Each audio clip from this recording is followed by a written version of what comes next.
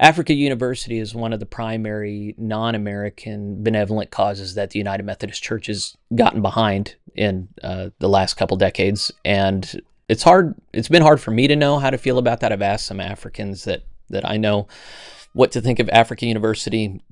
The undertones of what has been given to me has indicated that Africa University does give a good education, but it's not necessarily a good faith education, a good faith basis. So there's an article from United Methodist News talking about, if you're not aware of it yet, under the new presidential administration for the United States, President Trump has commissioned Elon Musk to head up a team called the Department of Government Efficiency, DOGE, and it has been finding lots of cases of waste and abuse, and in particular associated with an agency called USAID, which is not rightly seen as an international aid agency. It seems to be funding all kinds of NGOs to be doing work that the government can't directly involve itself in, and there's a lot of corruption around that. But that's not to say it's not doing anything good. Just because there's a corrupt entity involved doesn't mean every single thing they do is bad. Bad people can do things that are generally good or benevolent. Not in a biblical sense, not in a theological sense, all our good deeds are filthy rags, but I'm just talking about in a civil sense, in a world citizen sense. Just because the United Methodist Church is involved doesn't mean everything is bad. They can do some stuff that's good and useful. Just because USAID is involved doesn't mean every single dollar went to doing something bad. So that's the setup for this UMNews article saying this USAID freeze strikes Africa University. Africa University I knew was funded by United Methodist apportionments. I did not know USAID funded that. I tried to look into if UMCOR was funded by USAID. It seems like not a significant amount of money went there, but apparently a significant amount went to Africa University in Zimbabwe. So let's just look at the key points. At Africa University in Zimbabwe, programs researching malaria and tuberculosis were halted, and staffers on those efforts were no longer getting their paychecks after funding was suspended. The freeze on disbursements had an immediate $1.2 million impact on the United Methodist related university, with 30 employees no longer being paid. And then the third key point was Bishop Julius C. Trimble, top executive of the United Methodist Church Board of Church and Society, is urging United Methodist to contact Congress and complain about the situation. So I've already given some analysis here on just because there are corrupt bodies that are involved doesn't mean it's bad work. I can't help but also be, part of what's being done here is it's engaging in a very political battle right now. I am of the mind that whenever you're exposing waste, fraud, and abuse and people are crying out against it, the people crying out against it are the ones that are benefiting from waste, fraud, and abuse, So that's kind of a disingenuous way to look at things, and that's probably not always the case. But when looking at this situation, we look at things like, oh man, so many people's jobs depend on this.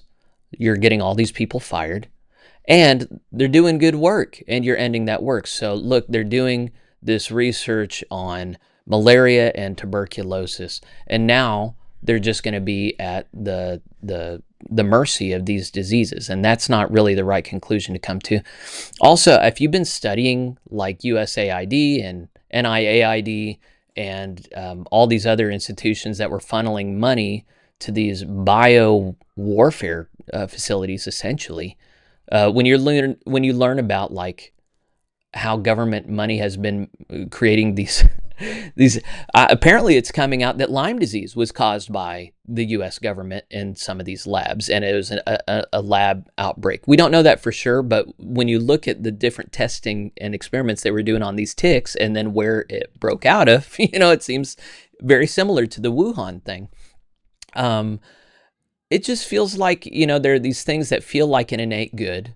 Bill and Melinda Gates Foundation funding these vaccines, but then all this money laundering. Like when you look into these different things, you start to realize, oh, this is how worldly entities work. They take something that everybody has a good taste in their mouth about, and then they infiltrate it and they use it for their own gain. And so I I find myself kind of torn about how to respond to this Africa University thing because, you know, Africa has a ton of natural resources, but it's just had a hard time getting off the ground in different places. You know, some places more than others. It's not a monolith. But even so, you hate to take away from any good that we're doing, but also a lot of people are not comfortable with the notion that one country in the world keeps the rest of the world spinning. And especially whenever you're something of a capitalist, which I am. I believe in the free market. I believe that all humans are not just of equal sacred worth, but we can all participate in a free marketplace. And a lot of the corruption that happens is from trying to control these things. People, in the name of redistributing resources, actually take a lot of those resources for themselves. And actually, you know, when you look at the government education system, like we were looking at the top of this hour, a lot of the government intervention has not only made all of them stupider, but has also benefited those who are already sitting at the top. You know, people with the most resources have the ability to navigate government intervention the best out of everybody. So it's just one of these things where you realize the most loving thing, over, even though it hurts in the short term, is to remove the artificial incentives that are put in place that are actually creating more harm than good. And you can look at some of the good things that go away in the short term and say, this is awful, we need to stop. But the reality is that this could never continue anyway, that we've been spending way more than we're bringing in. And there is a point at which that breaks. I can't believe we didn't reach it yet. But, you know, we can either have a short, painful time right now where some of these institutions hurt a little bit and then learn to operate either more humbly or to get different funding structures, or we can have an entire crash at some point later on and everybody looking around, why didn't we do anything? You know, this is what doing something looks like. I think this is the most, of course, I am concerned about government overreach and a lack of accountability and oligarchs taking control. And I think all that stuff is real, and we need to be worried about that too. But on a very basic sense, ending waste, fraud, and abuse, that should be just very basic. And if we are, you know, I don't think it's the federal government's job to provide jobs. There are all these people getting on the internet and saying, oh, they've taken our funding away and now I have to find another job. I mean, that's life. That's being a grown-up. That's how life has always been. We don't get to create this synthetic environment where everybody is just guaranteed a job. There was a funny dad doing a funny video on X the other day. I wish I'd thought to bring it up here, but he's got his daughter in the background. He's saying, this Trump order, you know, he took all this funding away and I was a part of a research project that is now over, and it was very vital work. For the last 7 years, I have been a shift lead on Project Bus, where we studied to find out if the wheels on the bus went round around or not. So silly, but then you learn that USAID actually gave money to figure out if you can make a goblet where someone can snap like Thanos did in the Avengers movies. Just so stupid, guys. And I'm not saying that's the level of stupidity going on at the Africa University, but it is to say when you allow for a certain degree of corruption in a system, then you can't be surprised when that system has to come to an end and people get hurt. The ones that are wrong are not the ones that are calling an end to that system.